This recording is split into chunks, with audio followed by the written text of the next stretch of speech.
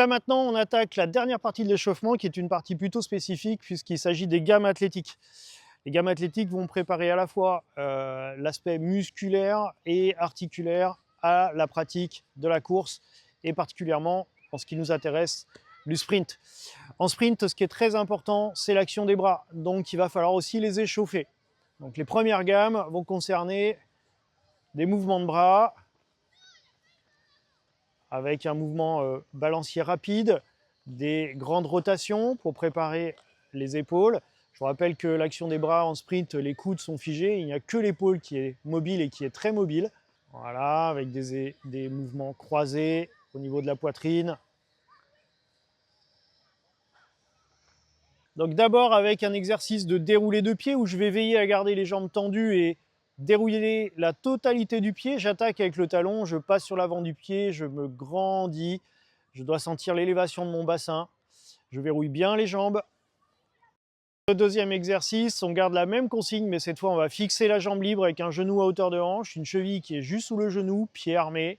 Et c'est toujours la même chose, on déroule bien le pied en attaquant talon.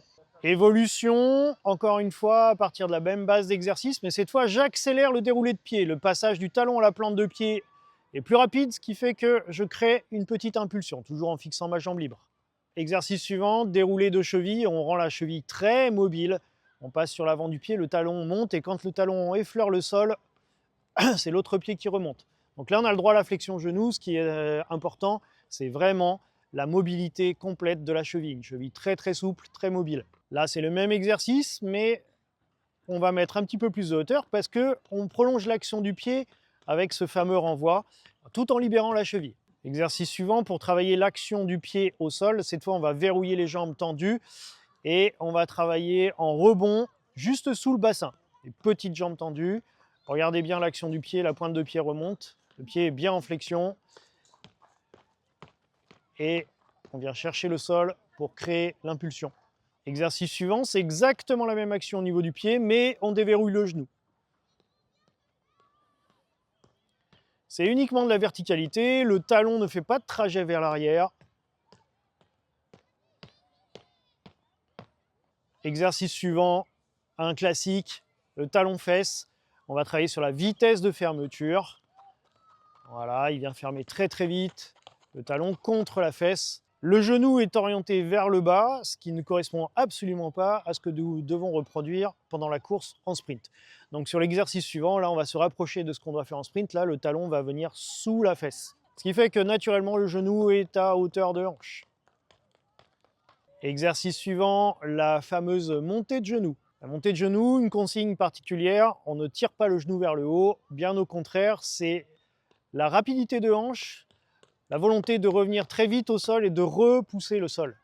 La force qu'on exerce vers le bas nous renvoie vers le haut avec la même force. Exercice suivant, on va créer un petit temps de suspension avec un petit sursaut.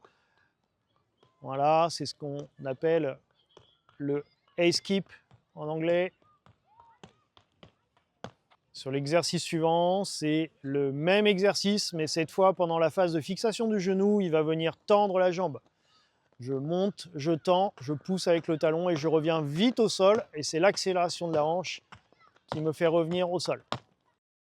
Exercice suivant, on va faire des jambes tendues avec un petit peu plus d'amplitude que tout à l'heure. Là, cette fois, l'action du pied au sol fait traverser le bassin et ça fait avancer. Donc un travail intéressant sur l'action du pied pour faire avancer le bassin. Maintenant, on va passer à des gammes spécifiques. Donc ce que vous avez vu juste avant, c'était des gammes vraiment, c'est ce que j'appelle moi le tronc commun de la gamme. Ces gammes peuvent servir à tout type d'échauffement de coureur à pied. Là maintenant, on va passer sur des gammes plus spécifiques sur la partie sprint. Et on va commencer avec des petites jambes tendues. Donc premier exercice, jambes tendues doublées. On double chaque appui, on travaille sur la réactivité du pied au sol. Ensuite, on va faire une gamme qu'on appelle le boiteux, celle qui pose le plus de problèmes aux débutants, puisque là, il s'agit de coordination et particulièrement de dissociation. Une jambe reste tendue et l'autre va faire le cycle de course. On vient fermer sous la fesse, ouvrir les Deux pieds exercent exactement la même force au sol. Gamme suivante, montée de genoux en fréquence. Donc là, c'est le même exercice qu'on a vu dans la première partie, mais on ajoute la notion de fréquence, de vitesse gestuelle, toujours avec cette notion de je reviens très vite au sol et je repousse le sol.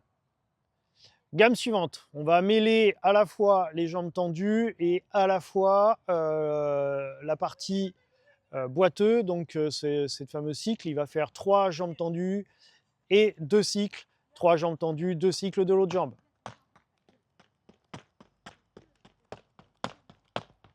Toujours en gardant cette notion de vitesse d'exécution.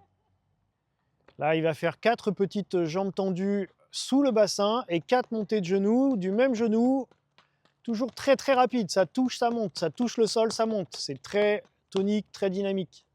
Gamme suivante, qu'on a appelée entre nous le cancan. En fait, il va faire une montée de genoux et une extension jambe devant. Vous avez compris l'intérêt de cet exercice, c'est de bien échauffer la chaîne poste et toujours avec cette notion de vitesse d'exécution. Dernière gamme, on va faire des jambes tendues progressives et la transition en course. Voilà, ensemble, on a inspecté un peu tout le spectre de l'échauffement tel qu'il doit être pour une séance de sprint. Encore une fois, rien d'exhaustif dans tout ça. Des gammes, il en existe des centaines. Les exercices de mobilité également, les étirements actifs, vous pouvez en rajouter d'autres. Faites vos propres recherches, rajoutez des exercices qui vous semblent les plus appropriés. L'intérêt aussi de tout ça, c'est de vous approprier votre routine d'échauffement. Là, en tout cas, vous avez eu une sorte de schéma directeur qui peut vous aider dans le début de votre pratique. Dès que vous avez fini sur cette phase de gamme athlétique, eh bien, vous pouvez attaquer la séance en elle-même, chausser les pointes si c'est une séance en pointe, finaliser l'échauffement avec quelques accélérations, et puis ensuite pratiquer votre sport favori en toute sérénité et en parfaite assurance que tout se passe bien au niveau de vos muscles et de vos articulations. Merci à tous et à très vite sur le stade.